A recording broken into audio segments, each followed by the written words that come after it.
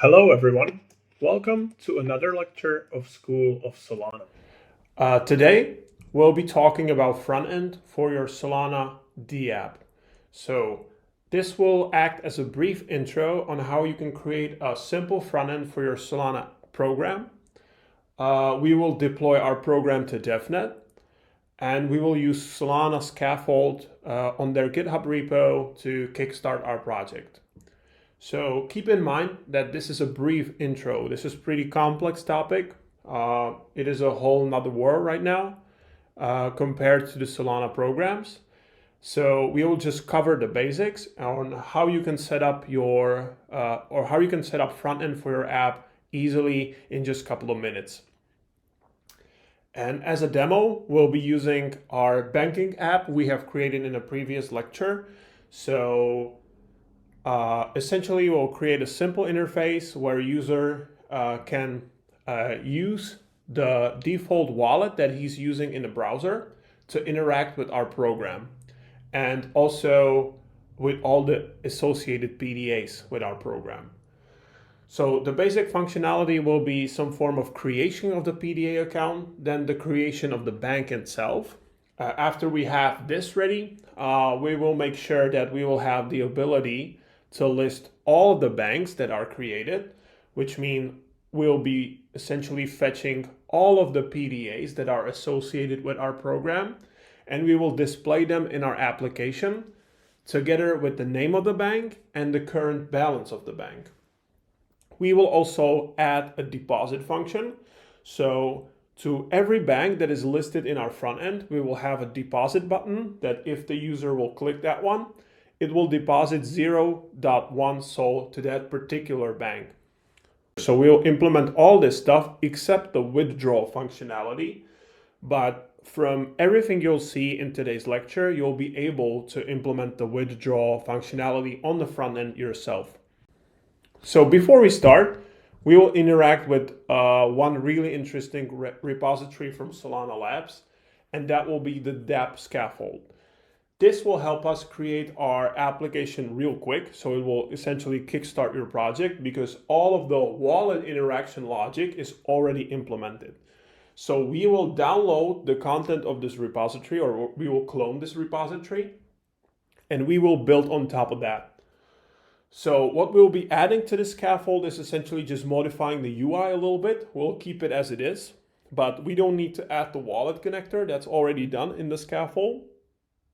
But you can obviously create a blank React project and implement all the wallet logic there, but our time is limited here, so we'll use the scaffold.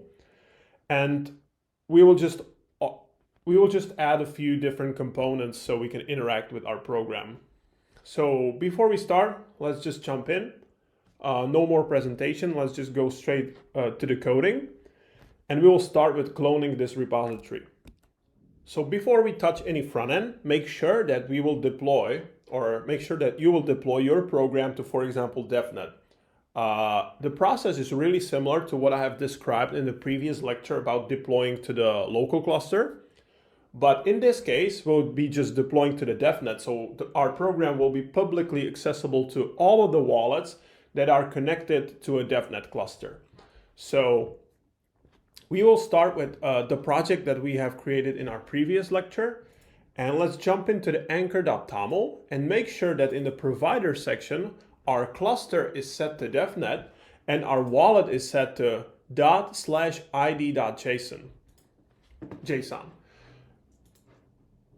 And there is a good reason for the wallet. We will be creating a new key pair that we will be using to deploy our program. This address will be your program's update authority. So let's just start with creating our new key pair. We can do that by calling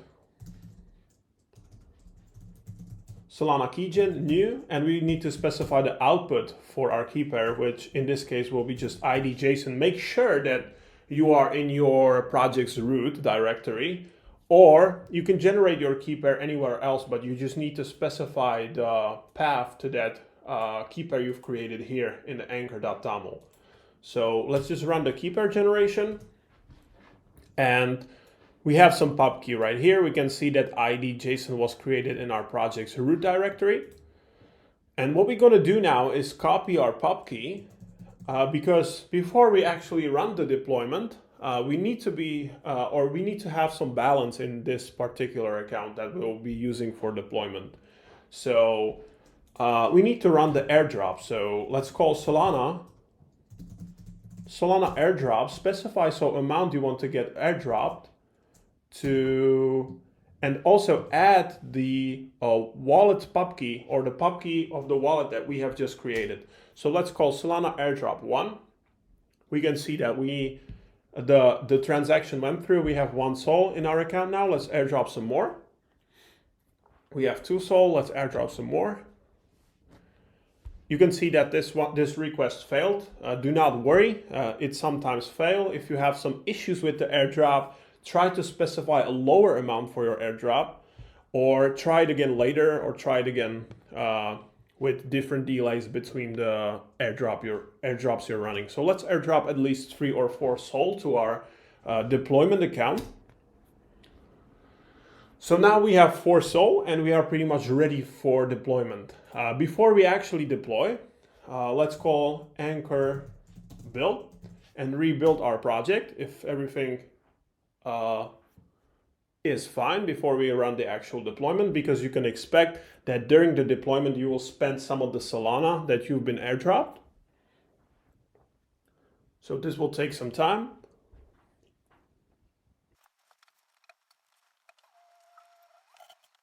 So now our build is complete, everything went through fine, and we are pretty much good to go for deployment. So let's call anchor deploy. That essentially just one command will run through the whole deployment process. Just make sure that you have specified that the cluster is DevNet, you have specified the path to your wallet that you will use for the deployment, and make sure that that particular wallet has enough Solana in it to actually run through the deployment process. So let's do anchor deploy. We see we have our upgrade authority here. We have the deploying workspace, which is the RPC that we have in our Solana CLI. And we can see that we are deploying program Solana PDAs, and there is a path to that particular program that we have deploying. You can see that it is running through the transaction. So let it complete. After the deployment completion, we will get our program ID or ID of the program that it is now residing on the DevNet.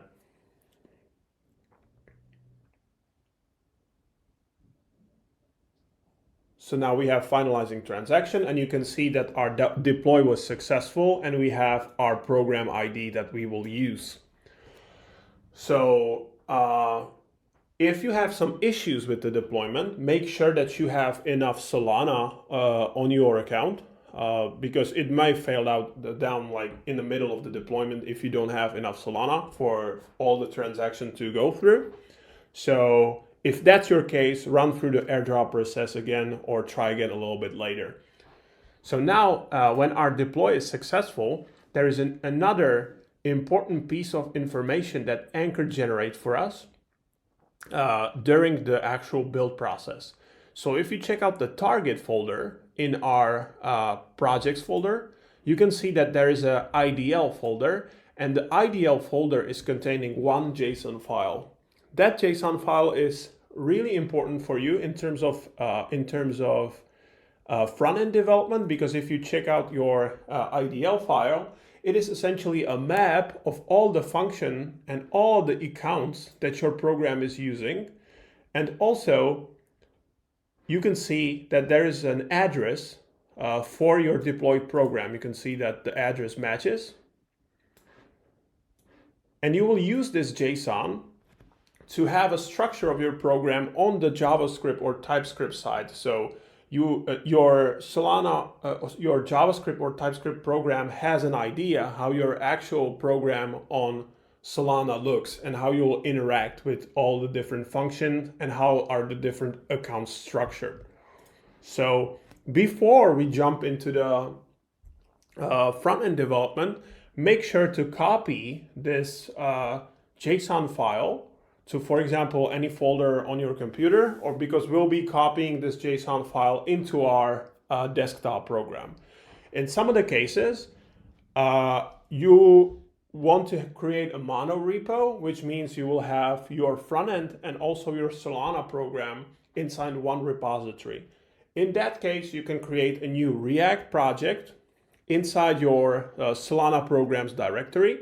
But in our example, we will be using the Solana DApp scaffold. So we will have a separate project for that. So we need to make sure that our IDL file is copied over to the new project we'll be working with. Also, make sure to note down your program ID, even though it is mentioned in your IDL file. So now we're in a different project. As you can tell, we are in a DApp scaffold from the Git repository I've mentioned. So let's just start with actually running the project that we have copied from the Git repo.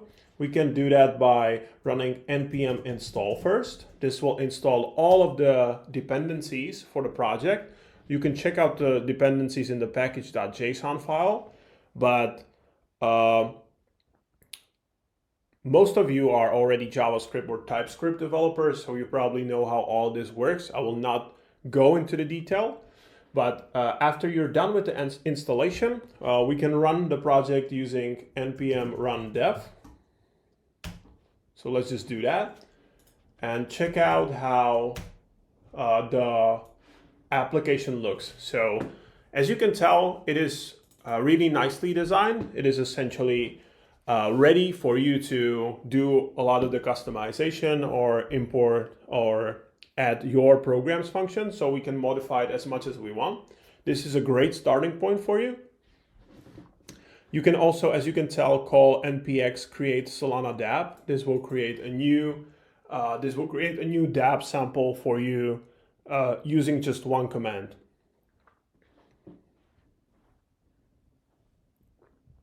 So before we continue, let's also make sure that we have Solana wallet installed in our browser. I believe that most of you already do. In my case, I'll be using Phantom. So let's just log in. So I'm in the Phantom. As you can tell, I have the Phantom beta, so I have Ethereum here too, but I don't know, it's really up to you. The process is pretty much similar to all of the Phantom versions. So you can also see that I'm currently in the testnet mode. I advise you to enter the testnet mode because you can run into some issues. You can do that by jumping into the Phantom settings, jumping into developer settings and enabling testnet mode here.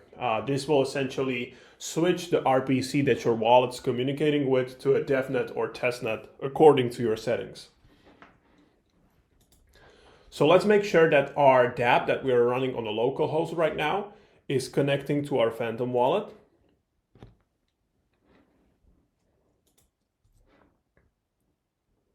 And as you can see, it is currently connected to my wallet here. So you can tell that you have some you have an option to actually request airdrop. So if we click it, it may fail, but we can try it again. And it will request an airdrop to your browser's wallet. Before we actually continue, make sure you have some Sol on your wallet in the browser, because we need to be sure that you have some Sol to interact with your actual program. So airdrop at least 1 or 2 Sol before we go ahead. There is also a basics tab, and this is, you can see it is a little bit different for me than to you, because I've created this sample for our Solana banking program. So you can see the progress that we'll have, or our dApp at the end should look like this. We will have a create bank button and we will have a fetch banks button. So if I click create bank, it will essentially initialize the PDA and create a new bank inside our Solana program. And we also have a fetch banks button. If we click on fetch banks button, this will call our program or essentially just list out all of the PDAs that are associated with our program. So if different user creates different banks, you should see all of them right here. And with each bank that is associated with our program, or with each PDA that is associated with our program, we also have deposit 0.1 SOL to this particular bank account. So if I click this deposit button, it should initialize the transaction that will send 0.1 SOL to our PDA for that particular bank. If I click approve, the transaction should went through. So let's just refresh this page and call fetch banks again. And as you can see, the bank balance got increased. So this one is showed in Lamports, but it essentially says 0.2 SOL. There have been 2 deposits in this particular bank. So let's just go ahead and start with the fact that we'll actually customize this dApp, or this dApp template, for it to interact with our Anchor program. So let's just quickly start by modifying the basics page, or the basics view. So let's rename the basics to Solana Bank app. Let's remove some of these components that we don't need. So we just remove some of this boilerplate code. And let's jump back into the bank component we have created here. So we have a bank component. Let's rename the component here.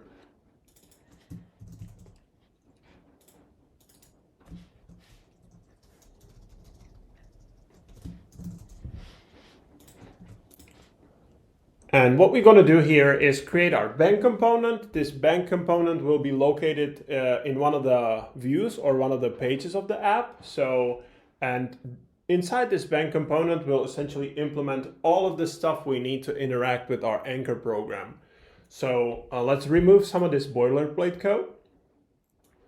So remove this onClick function.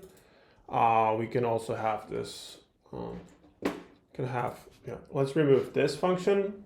If we take a look how it looks now, it's just a simple Solana bank app with one button that is currently disabled because the wallet is not connected. So let's just go ahead, leave it like this.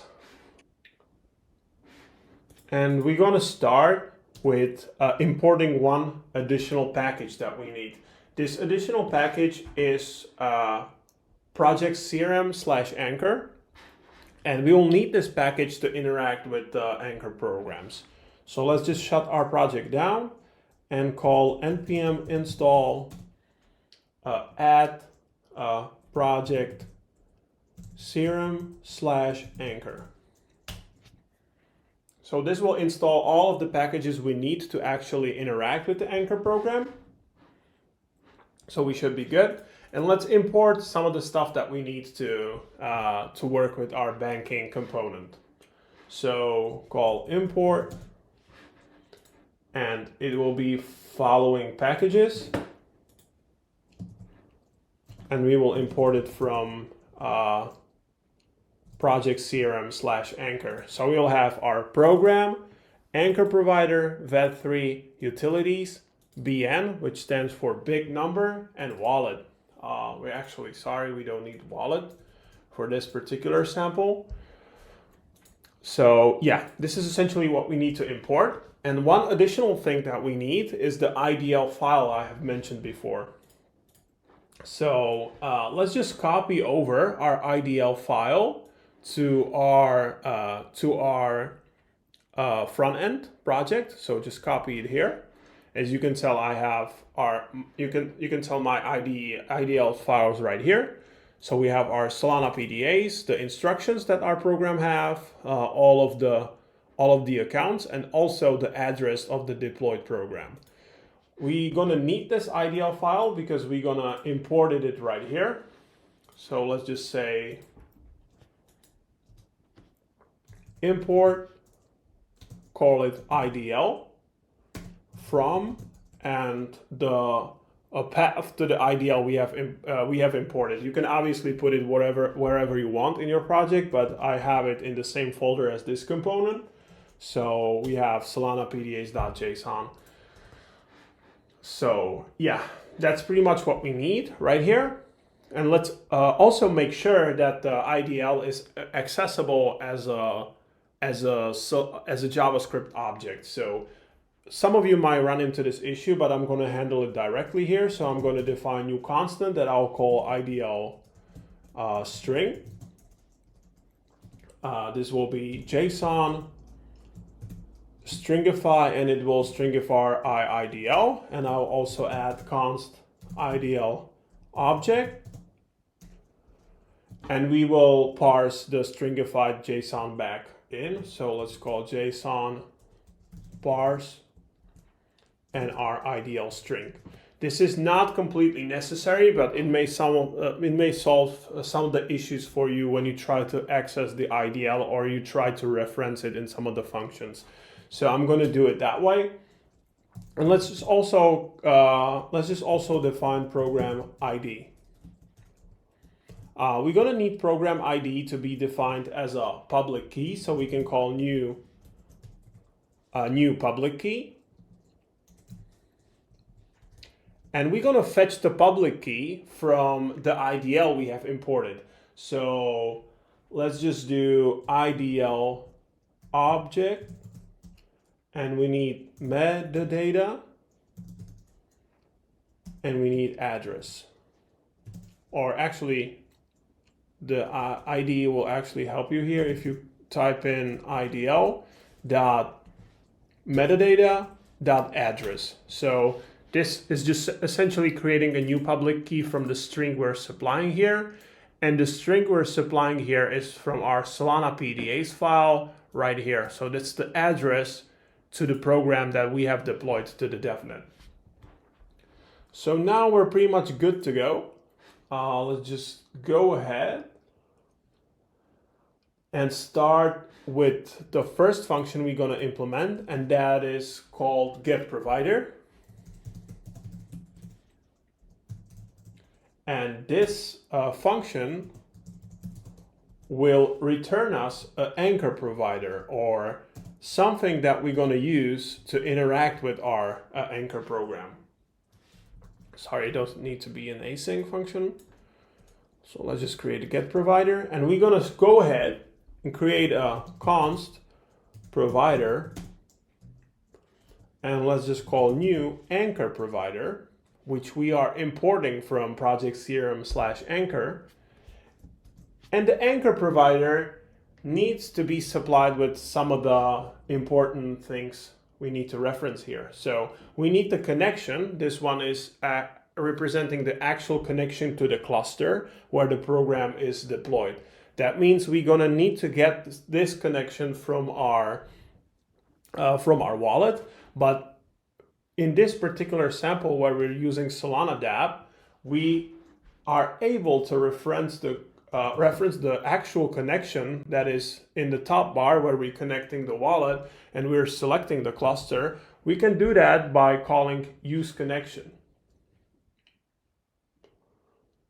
The useConnection, let's import the useConnection from the wallet adapter React. So we have useWallet here. Let's just add useConnection.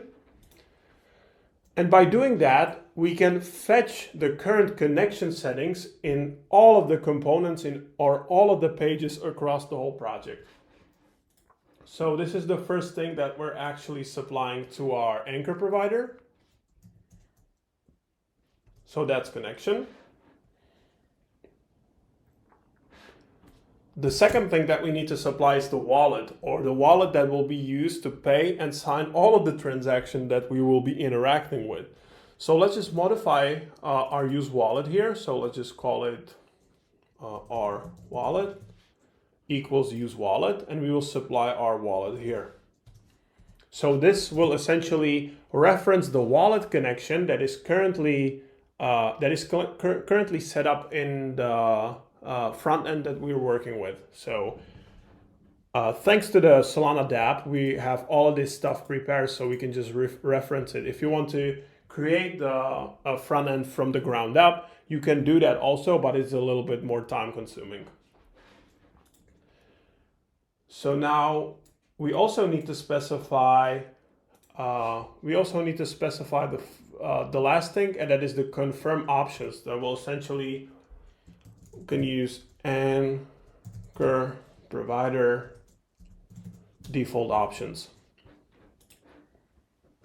So, but this will essentially tell our provider how we want to know about the transaction that we are working with. If we want to have response for the finalized transaction, or if the transactions are processing, or etc. So now we're pretty much set with our anchor provider, and we're just going to do return our provider. And we're going to call this get provider function quite often. We'll essentially use it for all the interaction that we'll be doing with our program. But now we're pretty much set with our anchor provider. Another thing that we need is a wrapper or for example, JavaScript function that will be representing some function inside our Solana program.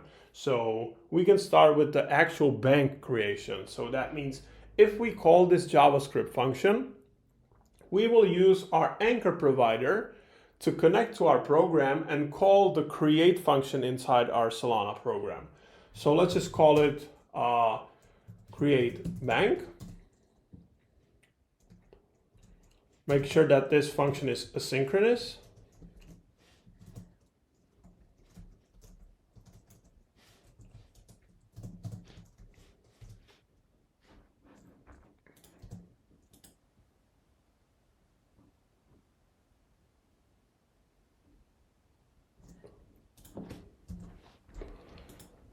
And what we're going to do here is add a try-catch block. So just so we're sure to handle all of the errors that may occur during the actual transaction that we'll be calling here.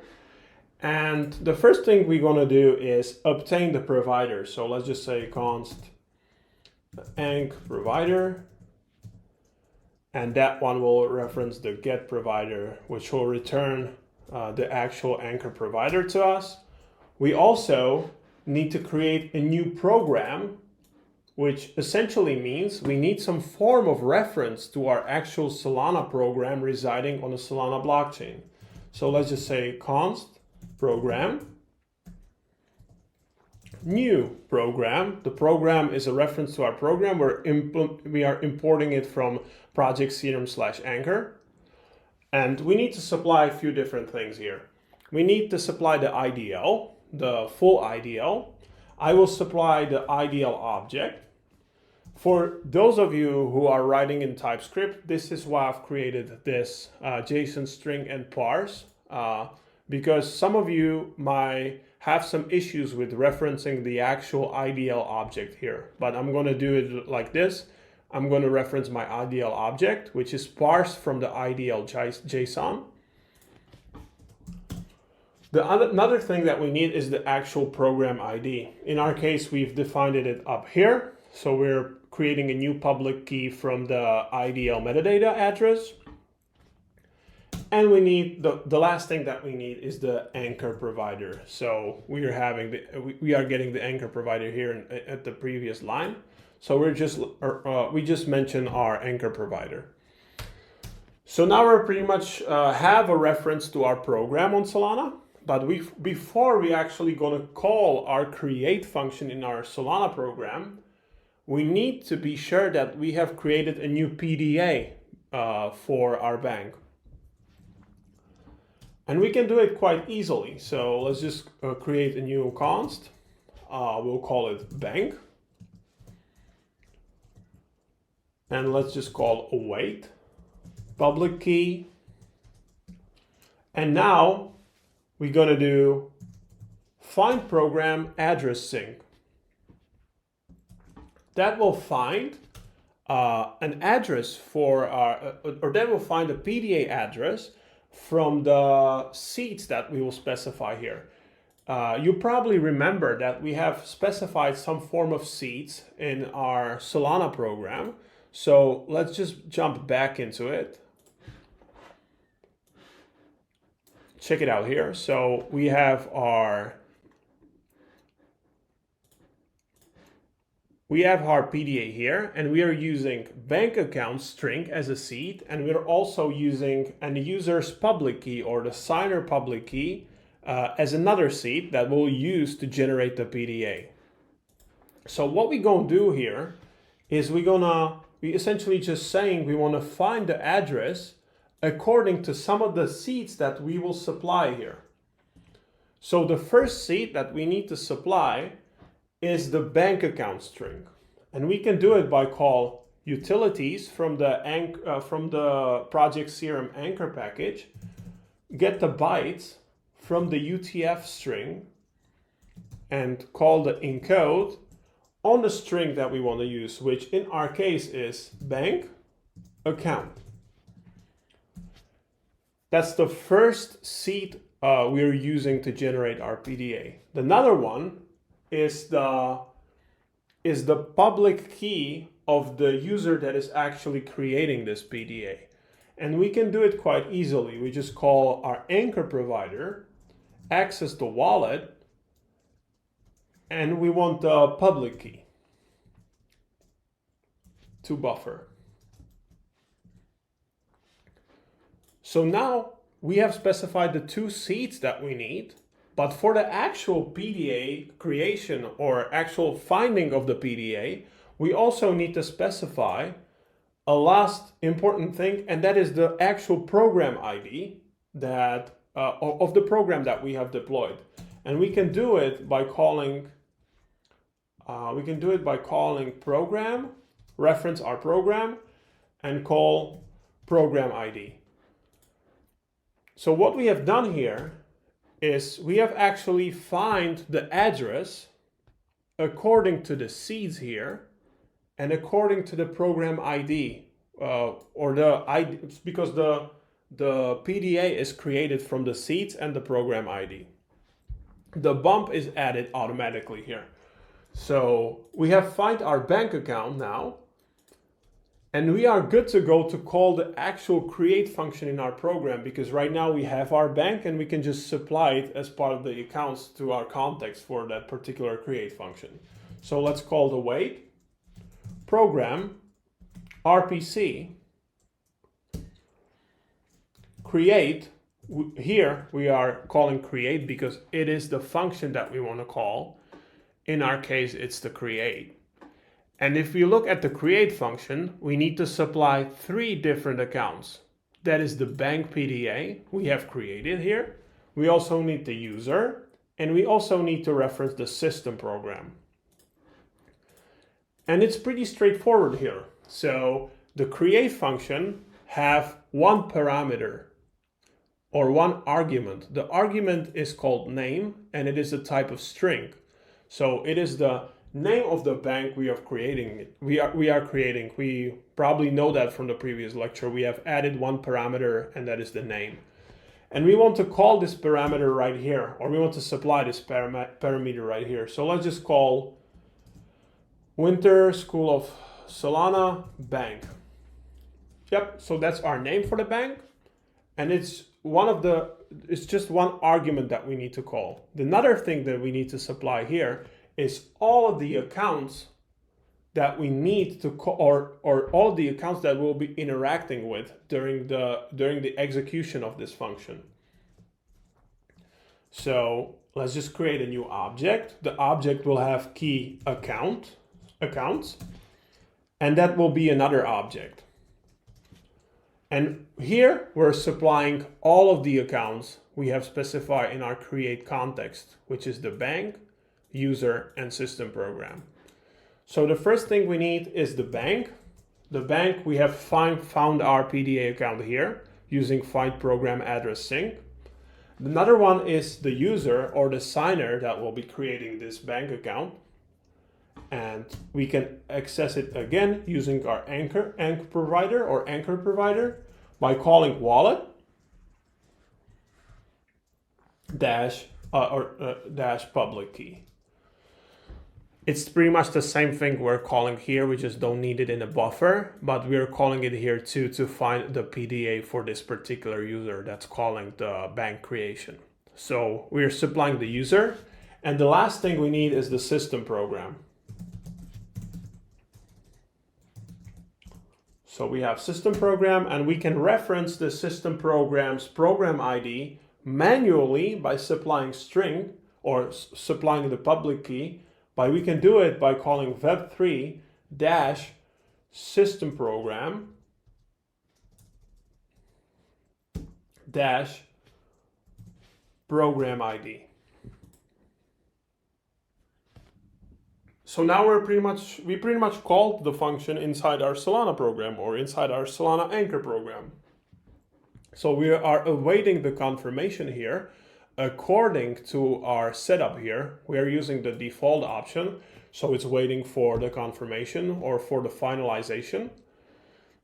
So if we put something behind the await or behind the actual call, let's just call console.log. And we're going to call, wow, new bank was created. And let's just also print out the address or the PDA of that particular bank. So let's say bank.toString. So that will print out the address of our PDA account here. So we have this. And in case any of this fails or there is some issue during the execution, we can catch it in the catch block. So I'm just going to do a pretty simple error while creating the bank. So we can do it like this. And we are good to go with our create bank function. So that's good news. So we have our create bank. Let's just run through it again. We are getting our anchor provider. We are creating a reference to our program by supplying the IDL of the program. We're calling the program ID and setting up the anchor provider for this reference. Before we can call the create function, we need to find the address for our PDA. And we can do that by calling public key.findProgramAddressing, and it will find a particular PDA for that specific program ID and the supply seeds. Please make sure that these seeds match the actual seeds we have specified inside the anchor program. Otherwise, you won't be able to match them. So after we have found the bank account, we need that bank account address to supply it for the accounts for our actual create function. We can call the create function using program RPC create. We are supplying the name of the bank, and we're also supplying all of the accounts that we're going to use during this function's execution inside our context. If you have any issues remembering what accounts you need to supply, you need to refer back to your Solana program source code, or you can jump into the IDL file and you can review all of this stuff here. So you can see we have bank, user, system program, and one argument called name. So we have argument here and all of the accounts here. So this will call the actual execution of the function. And after that execution is complete, we are just printing out into the console, wow, we have created a new bank. And we're also printing out the PDA for our bank. In case something happens during the execution, we can catch it in the catch block. So yeah, we've successfully created a create bank function. So let's just go ahead and implement some more. There's another important feature that we need to have in our UI, and that is the list of all the banks that are created. So what this function will do is essentially find all of the PDAs that are associated with our program. And after it found all of these addresses, we need to fetch the content of these accounts, or at least we need to know what's the name of the bank. We need to know what's the balance of the actual bank. And we can also optionally fetch the owner's address for each PDA. So let's just go ahead and create our fetch or get banks function. We can call it get banks. And the process is extremely similar. So it will be an async method.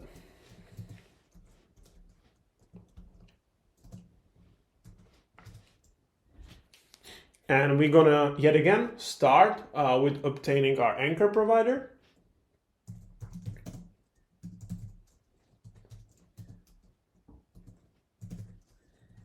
By calling get provider. So we have our anchor provider, and we also can just copy the reference for our program. It's really up to you how we're gonna structure it, but I'm just gonna copy it right here. And let's create another try catch block so we can handle different exceptions. And we're gonna start by calling promise all because we'll be chaining out promises here. Now the first one is calling the connection, not the anchor, but the actual connection. And we're gonna not the anchor connection, but the connection that we have in our UI. So, and we gonna call get program accounts for a specific program ID, which in our case is the program ID we have right here, or we have loading up from the IDL. And this function will essentially return the array of all the accounts that are associated with our program ID. So what we're going to do with this array, let's just map it. So we can work with all of the, so we can work with each of the items separately. So we have a map. Let's create an async function here again, and we're gonna call bang. So we have a reference to all of the items that are in the returned array.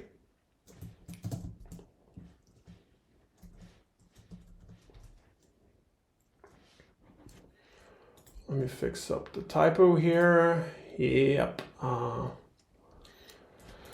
So now we have the array of our of the accounts associated with our program ID, and what we want to do with each of the account, we want to call another await function because we have a reference to all of the accounts, but we need to fetch more info from that account.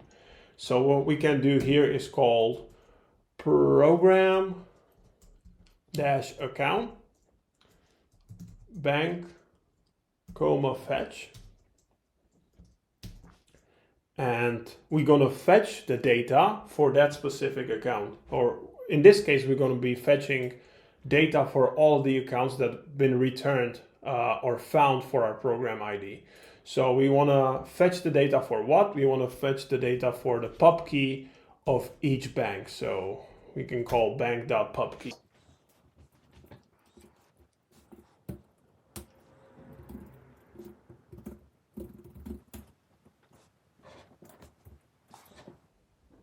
So yeah, that's essentially our function here. What we're doing here is fetching all of the accounts and then running through all of them and fetching the data of each of these accounts that have been returned. So after all this promise is complete, let's just print them out into the console. So we can call then have a reference to the bank. So for each, sorry, we can call it banks, probably better.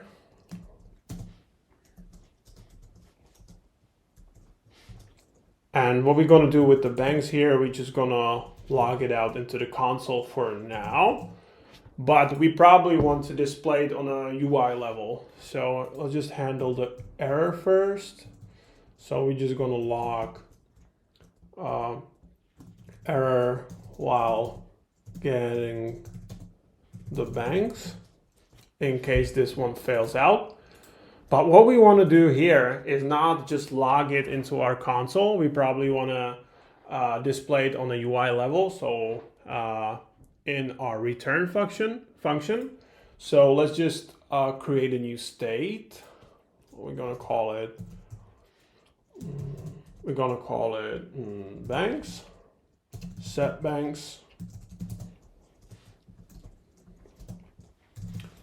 use state, and let's just set the banks to the array we are getting here. So that means set banks to banks. So yeah, we have our create bank, we have our get banks, where we are getting all of the accounts associated with our program ID. After that, for each account or for each PDA, we are fetching the data from that particular account so we can read the name, the balance, the owner. After we have all of these requests done and we have all of the necessary data for each of the accounts, we are setting it to our bank state that we're going to render out, or we're going to render out this array in our return function. So that's pretty much it for the get banks function. The last thing we're going to need, or sorry, we have some, sorry, I made a typo here. Make sure you specify it's going to be an array or a type of an array. So we should be good now. So the last thing that we need some way to actually deposit the money to all the banks that our program have, or all the banks that are available for our program. So let's continuing implementing the last function that we need in our case, and that is depositing some Solana in our bank. So let's just start calling it deposit bank, which will be another asynchronous function. And what we're going to do here is essentially the same process we have done during the bank's creation. But right now, we're going to just, instead of calling the create function, we're going to call the deposit function. For that, we're going to need a public key argument. This one will be the PDA of the bank where we're going to deposit, because it is expected to be supplied as one of the accounts for our deposit function. But the process here is extremely similar. So we're just going to create another try-catch block, and we can pretty much copy what we have implemented in the create bank. We're going to need the anchor provider, and we're going to need the program again. So here, we're not creating any of the PDAs, so we can just go straight ahead and call the deposit function. And the structure is the same. We're just going to call await, program RPC, and instead of calling create, we're going to call deposit. So await, program RPC, deposit. And there are some arguments for our deposit function, just like for create function. So we can just go ahead and reference our IDL file, and we can find our deposit function. We now know that we need to supply 3 different accounts. The first account is the bank, the second account is the user, and the third one is the system program.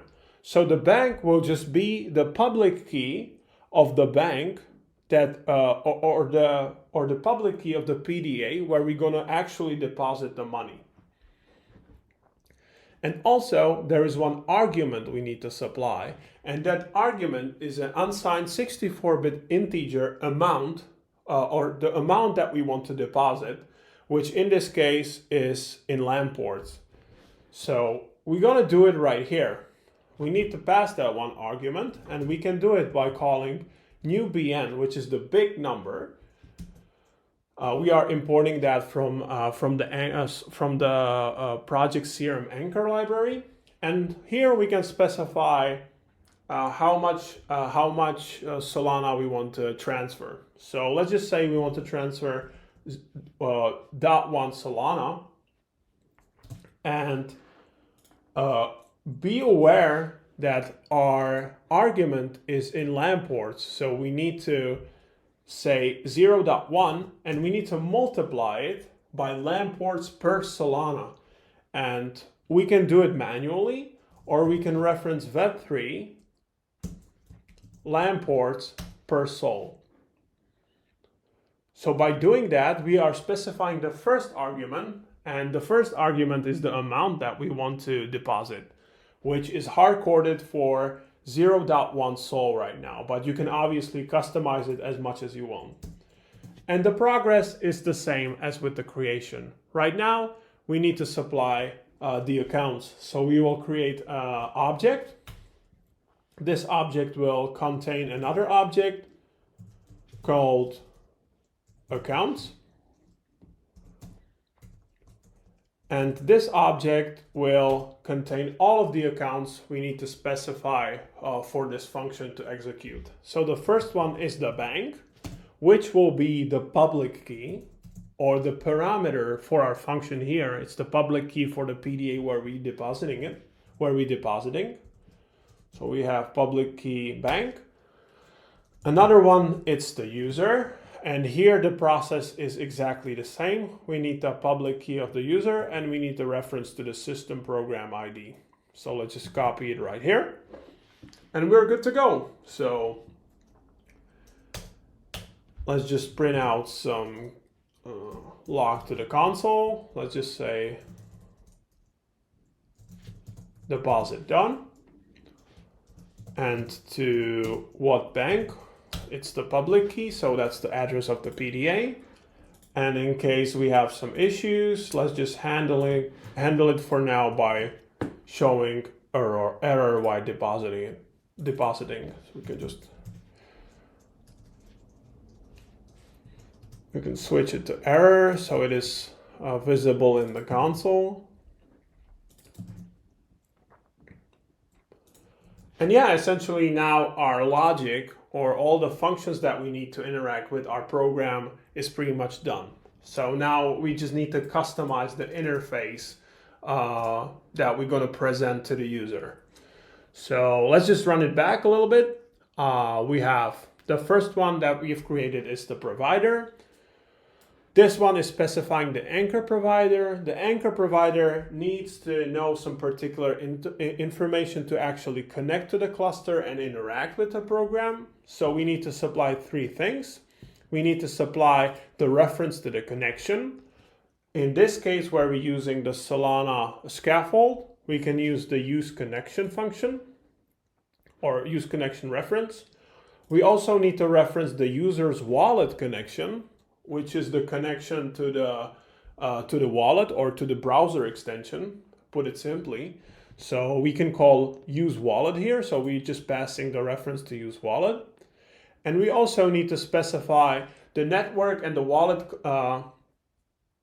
We also need to specify the default options for the confirmation. So we're doing it by supplying anchor provider dash default options, but we can customize it as much as we want. And after that, we're just returning the provider in this function. The first thing we're doing is to create bank. So we're essentially fetching the provider and we're also creating a reference to our program. The reference to our program can be created by passing the IDL that we have copied over from our anchor project. So it needs to be an IDL object, which is essentially an object created from the JSON that we have passed. We need to specify the program ID. We can do it by specifying the public key we have created from our IDL. The address is inside our IDL as a metadata address. And the last thing we need to have the program reference is setting up the anchor provider. So by doing that, we have our provider to communicate with our program, and we also have a reference to our program. In this case, where we are interacting with the PDA, before we actually call the create function here, we need to find the address for our PDA. We can do that by calling find program address sync. To find the PDA, we need to specify two things. Because we already know how to find the PDA, or we know the logic behind it, we need the program ID, which we are supplying as the second parameter. And the first parameter is the array of the seeds that are used to generate the address. In our case, the address was generated from the bank account string and from the public key of the signer or from the wallet of the owner for that particular PDA. That means only one, or each wallet can only have one bank, because our seed our seeds relies on the public ID of the signer or of the wallet that have found the PDA or created the bank. We need to find a bank because the bank is one of the accounts that we need to supply to the actual create function. So we can call different function inside our program by calling program.rpc.create. The first thing that we need to supply is all of the arguments that our function needs. We can reference our IDL.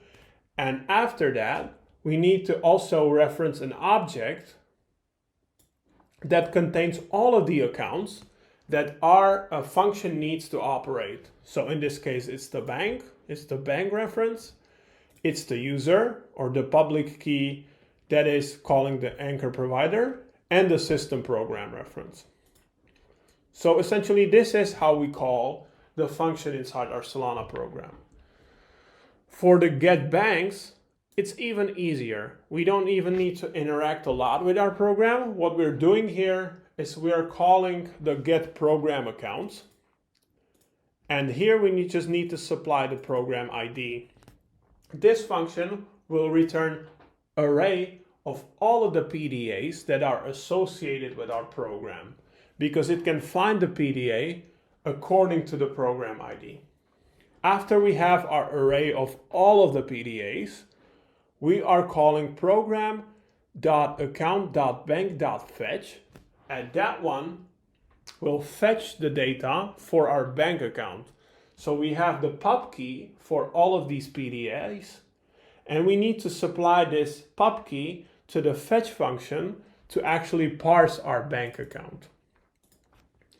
After that, we have array of all of the PDAs, plus we have all of the data that are stored in these PDAs. So we can access the name, the balance, and the owner of each PDA our program is associated with.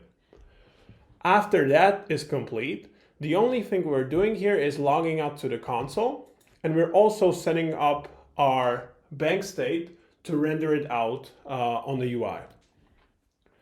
And I don't need to re-explain the deposit function or the deposit bank function, because it's pretty much the similar thing as with the create, but instead of create, we're calling deposit. And our first argument is the amount that we want to deposit. So in this case, it's just hard-coded 0.1 sol. So now when we're happy with the implementation, we need to fix up our return here, or what is actually rendered on the page. So let's just erase the button. I have prepared some examples here. So let's just fix up our page here. We're gonna add an empty element here, because that one will contain more of the elements, or more child elements. And the first thing we need here is the create bank button. So let's just add that one here. And this is essentially just a button that says create bank, and on click, it will call our create bank function. Another button that we want is the fetch banks button. So essentially the same thing. So let's just add it right here. It will say fetch buttons, but instead of calling create bank, it will call get banks function. So after we actually fetch the banks, we now need to display them. So how are we going to display them? We know we have all of the bank data stored inside our state here. So we need to loop or map this state, or this array that is stored in the state, this array that contains all of the PDAs and their associated data we have fetched. We can just put it right here.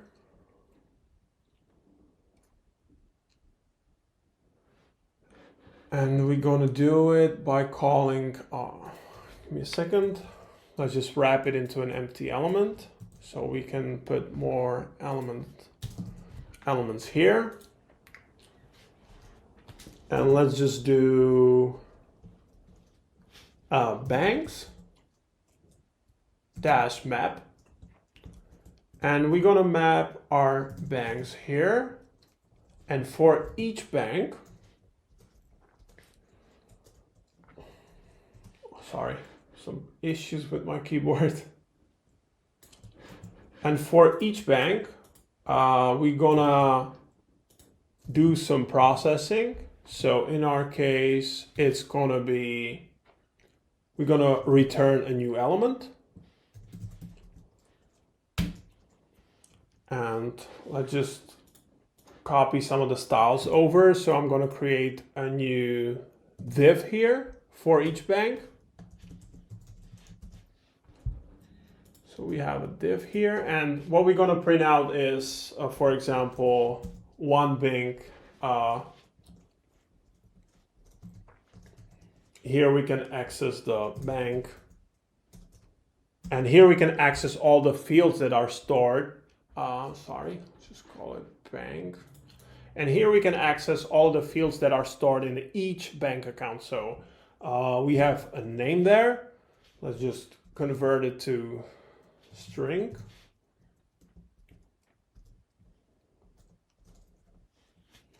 So this will print out the name of all of the banks inside the array.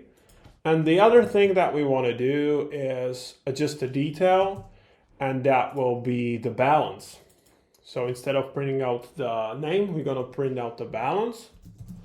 Make sure we're going to also convert it to string, because instead it will just print out the object, so that will make no sense. And the last thing that we need for each bank is the deposit button. So I've created the deposit button in advance, so we can just paste it right here. And it's pretty simple. It's essentially the same button that we have for create and fetch banks, but instead this one is calling the deposit bank function and also supplying a pub key parameter, which is the pub key of the bank that we want to deposit to. So now we're essentially good to go. So let's just format it a little bit. Save it up and try to run it. If we're lucky, we're gonna be good to go. We run the app. The app should look like the app that I showed before. So if we jump into the basics tab, we can see that we have Solana banks, and we have two functions that we can call. Is to create and fetch banks. So I can create a bank, I can approve it, and that will create a bank for me. You will have your result in the console, and I can also fetch the banks. So I can immediately get all of the PDAs that are associated with my account. Just to test it out, let me switch out or create a new wallet. So let's create a new wallet. I'm going to call it account 3. We have a new account. We have some Sol because it's in a testnet mode. But let's jump back into our app. Select or connect the wallet again. We're going to collect to a new wallet that we have just generated. Jump into the basics, fetch the banks. You can see that I already have one bank, but I can create another one because right now I'm interacting as a different user. So let's just call create bank. Approve this one. Let's refresh and fetch the banks again. And you can see I have two banks now. One bank is owned by my previous wallet, and this bank is owned by my new wallet that I have generated right now. So we can just go ahead and switch back up to our first wallet, fetch the banks again, and deposit to the bank that was created by a different user. So let's just deposit 0.1 Sol, approve it, refresh our app, fetch the banks, and you can see that the PDA for that particular bank received the money, and it is showing the balance right now. So this was pretty much the basics, how to create a simple UI for your Solana program. So you're not just limited by creating tests, but you can just deploy to a DevNet at any time, write a really simple UI, and test your program that way. Because the really nice thing about it is you can just host your UI to any hosting solution, and you can just send it out to a different user for them to test it. You can download the repo that we have creating during this lecture. You can customize it as much as you want. So just add whatever bells and whistles you want. And the most important thing is adding a withdraw button to each bank. So essentially create a withdraw function that will withdraw all of the money from the PDA by calling the withdraw function inside our program. So the implementation is extremely similar to what we have done today. It's essentially just few lines of code change. So you just call the withdraw function, and that withdraw function will transfer all of the funds from the PDA account to the owner's account. So thank you guys for joining this week of School of Solana. I hope you liked it and you understand the basics of creation of front-end for your Solana programs. Now I will hand it over to my colleague to give you details about our next assignment. Hello everyone. I hope you have enjoyed this lecture about building a front-end for your Anchor program, and I would like to congratulate you for getting so far in the School of Solana. So yeah, now you have the basic knowledge to build a complete DApp from scratch. And I would like you to introduce the final assignment. In this case, it will be a little bit different because there won't be any automated tests and no predefined program structure as before. And we would like you to be creative. So the task will be to create your own DApp, and it is entirely on you what the program will do. And yeah, more creative you are, the better. There will be some basic requirements, however. So we would like that your program uses PDAs and that you deploy the program on DevNet. Also, another requirement will be that you should have at least one TypeScript test for each Anchor program instruction. And please also include also unhappy path scenario tests. So it means include also tests that will test that you will submit unexpected data to your instructions. Next requirement will be that your program should have at least a simple front end. In ideal case, deployed using your preferred provider, so we can check the result easily. And yeah, don't worry, so we will not grade the visual aspects. So we just want to see that you are able to create a front end that can be used with your program. And yeah, as we will be kind of reviewing your projects manually and there won't be any automated tests, we would like you to include a short README file where you should include a brief description of your project. So, you know, how it works, what is the main purpose of your project. And if you succeed to deploy your Anchor program and your frontend, then just include also the link where we can see the result in action. And in any case, please also include a short how to build and test your Anchor program locally, and how to run the front-end app locally, especially if you are using any unusual things so that we don't have to reverse engineer your project. So yeah, we know that it is quite some work to be done. So you will have 2 weeks to complete this assignment. Hopefully it will give you enough time if you have any difficulties, and as always, do not hesitate to ask on Discord. And one last thing, so the school is not yet over. Next week you will have a lecture about security of Anchor programs. So be sure to review your program for major security issues. And finally, we'll also have a bonus lecture that will be a little bit more advanced, where we will show you how you can write a fast test for your Anchor program. And again, you will find any further instructions about the task on Discord. Do not hesitate to ask there if anything is not clear. And thank you for today. Have fun with the final task and be creative. Goodbye.